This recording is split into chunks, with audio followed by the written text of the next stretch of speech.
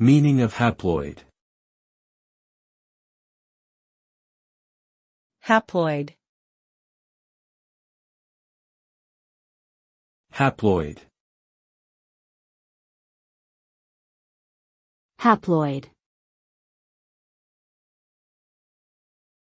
Haploid. Haploid refers to a single set of chromosomes in a cell. In humans, this means having 23 chromosomes instead of the usual 46. The term is often used in reference to gametes, sperm and egg cells, which are haploid infused during fertilization to create a diploid zygote with 46 chromosomes. Haploid cells are also important in some stages of meiosis, the process by which cells divide to produce gametes.